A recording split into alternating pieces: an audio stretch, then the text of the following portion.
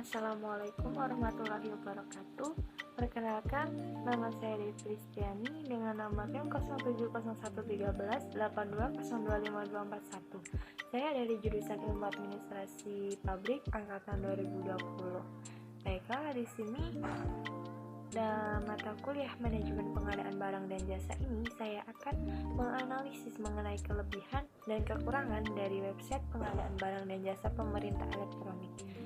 Baiklah, di sini website yang saya ambil yaitu dari website e-katalog.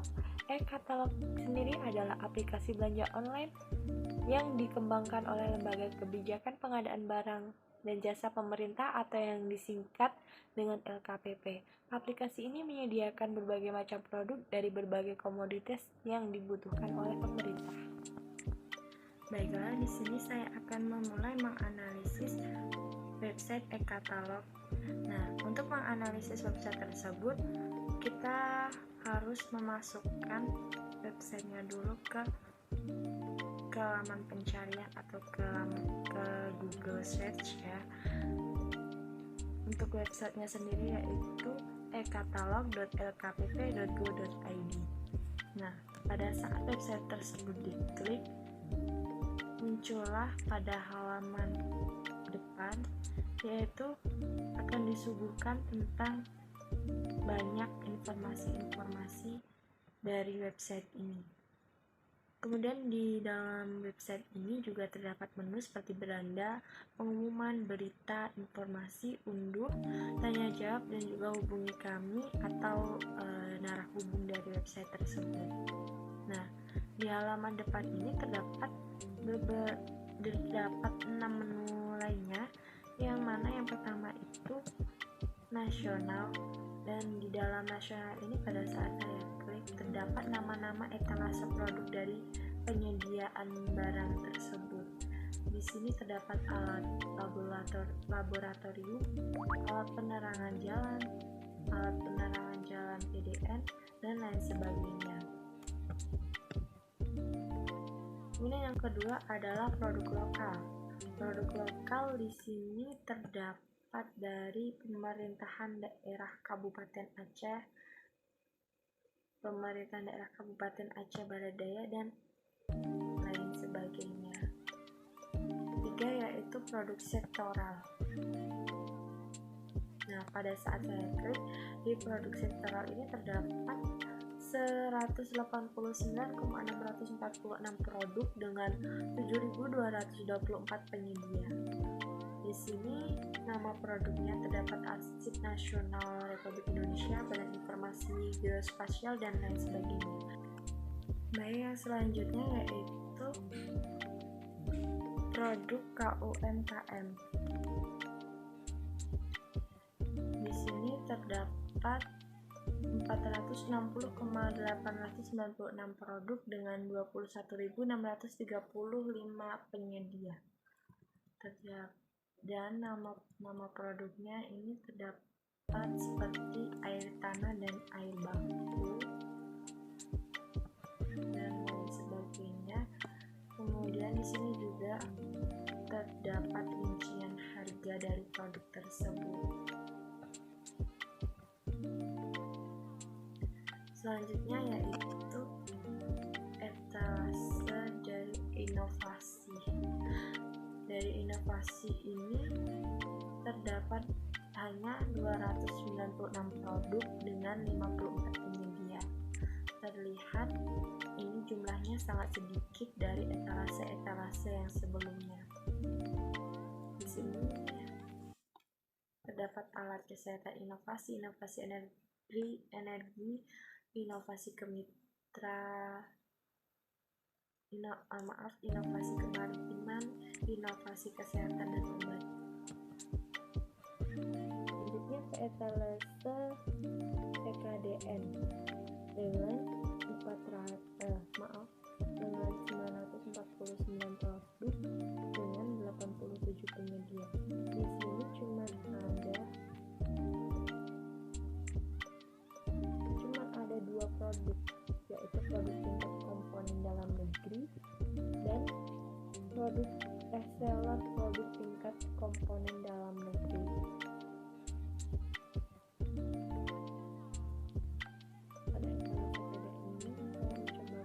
produk tingkat komponen dalam negeri. Di sini terdapat berbagai macam produk-produknya dan juga ada harga-harganya yang tertera. Baiklah, selanjutnya di sini saya akan menganalisis menu-menu yang ada di website e-katalog tersebut. Yang pertama yaitu di menu pengumuman. Jadi saat saya klik di sini muncul berbagai pengumuman mengenai website ini. Mengenai salah satu contohnya yaitu mengenai pengumuman pendaftaran etalase produk sarana dan prasarana, produksi pertanian dan perikanan. Nah, dengan adanya menu pengumuman ini memudahkan para pengunjung atau para calon pendaftar penyediaan barang di sini mengetahui informasi-informasi dari website ini. Menu selanjutnya yaitu berita. Ketika saya klik di sini muncul berbagai macam berita penting, berita pemberitahuan, diskon barang, dan lain sebagainya. Pada menu selanjutnya yaitu informasi. Nah, di informasi ini terdapat sub menu lainnya, yaitu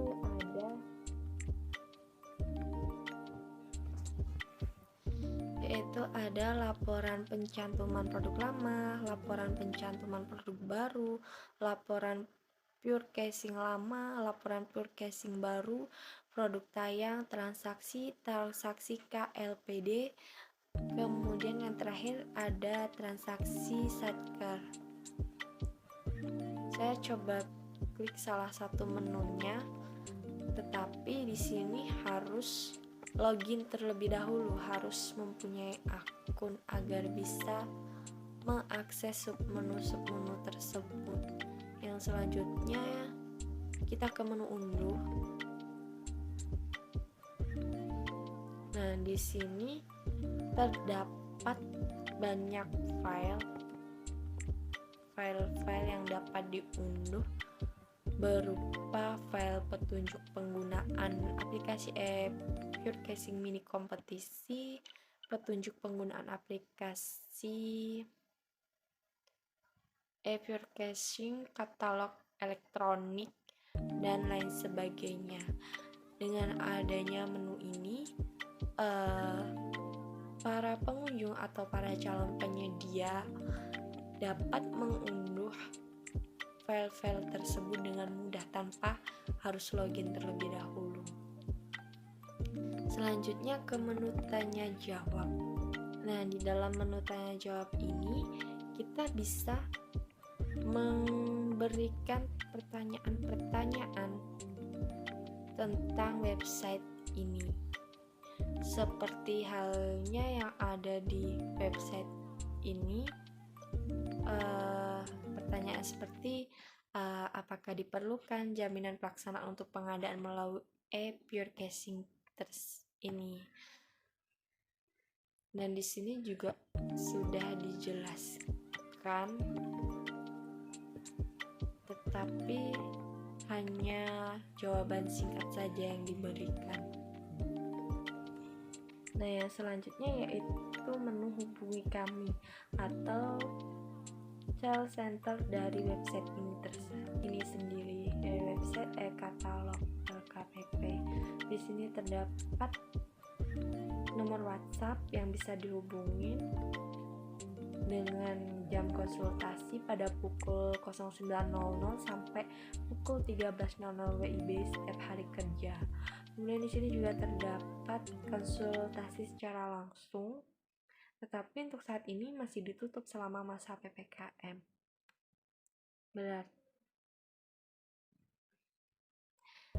Dan konsultasi ini sebelumnya bisa dilakukan secara tatap muka atau secara offline.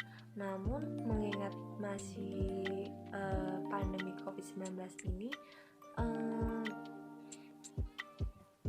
website e-katalog ini tidak melayani konsultasi secara tatap muka, yang mana jika konsultasi secara tatap muka itu bertempatkan di gedung LKPP lantai M, Jalan Epicentrum Tengah, lot 11B, kawasan Rasuna Epicentrum, Jakarta 12940.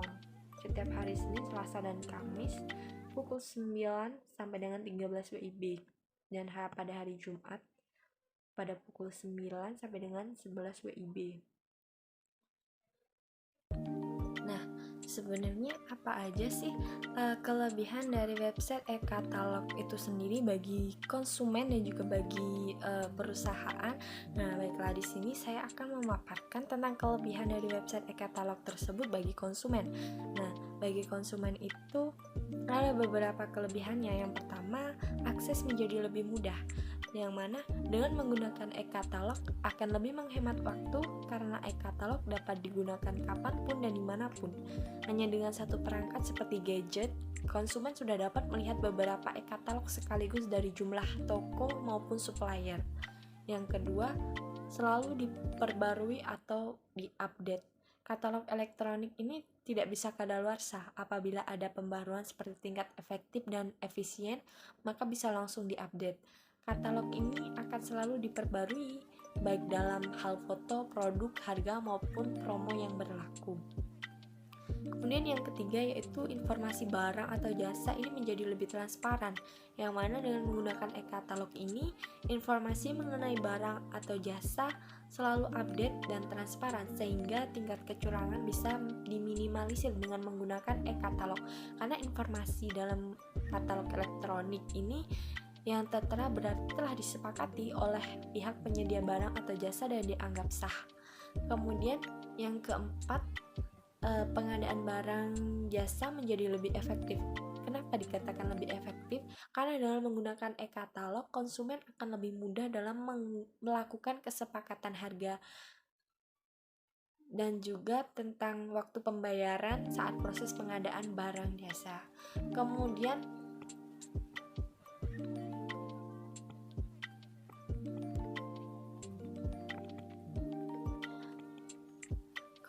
apa saja manfaat e-katalog bagi sebuah perusahaan? Nah, ada manfaatnya, yaitu yang pertama, lebih efektif dan efisien, yang mana katalog elektronik ini menyediakan fasilitas pemesanan yang tentunya menguntungkan perusahaan. Semua barang jasa yang dipesan oleh konsumen juga sudah terlampir jelas di dalam e-katalog tersebut. Dan untuk arsip barang jasa bisa ditunjukkan langsung ketika terjadi sesuatu kesalahpahaman ataupun kesalahan. Manfaat yang kedua yaitu jangkauan pasar yang lebih luas, yang mana e-katalog ini dapat digunakan oleh konsumen dimanapun dan kapanpun, pastinya dengan kemudahan akan menaikkan omset perusahaan. Konsumen pastinya akan lebih cenderung memilih e-katalog untuk mempersingkat waktu dalam memilih barang jasa yang akan dibelinya. Perusahaan ini juga akan mendapatkan keuntungan untuk menjangkau lebih banyak pasar dan selangkah lebih maju dari perusahaan lain. Manfaat yang selanjutnya yaitu untuk meminimalisir penyalahgunaan harga, yang mana penyalahgunaan harga ini bisa dilakukan oleh pegawai yang berada di perusahaan. Misalnya dengan sengaja menambahkan harga barang jasa. Resiko ini dapat diminimalisir karena harga barang jasa akan lebih transparan. Dan untuk arsip pembelian juga tersimpan langsung di e-katalog yang akan mengurangi resiko jika ada pihak yang ingin memanipulasi harga. Nah, pesatnya perkembangan pengadaan nasional di era digital ini sangat mempengaruhi tata kelola katalog elektronik. Sebagai sistem pengadaan yang diandalkan, kepekaan akan kebutuhan pengadaan yang terus meningkat ini diwujudkan direspon cepat LKPP dengan pemanfaatan teknologi dengan merilis katalog elektronik. Akan tetapi, dari kelebihan-kelebihan tersebut, website e-katalog itu sendiri juga memiliki kekurangan. Kekurangan yang saya dapatkan yaitu belum sepenuhnya menampilkan informasi yang dibutuhkan pengguna katalog, dan penyelenggaraannya juga belum didukung sistem informasi yang memadai. Kemudian yang kedua, lambatnya respon penyedia terhadap pemesanan yang dibutuhkan mendesak atau tidak dapat ditunda. Yang ketiga, pengadaan e-katalog tidak dapat dilakukan oleh fasilitas kesehatan swasta. Saran yang dapat saya berikan yaitu dibutuhkannya evaluasi secara berkala agar setiap kendala yang terjadi itu dapat teratasi dan lebih transparan lagi dalam menampilkan informasi. Baiklah, cukup sekian yang dapat saya sampaikan.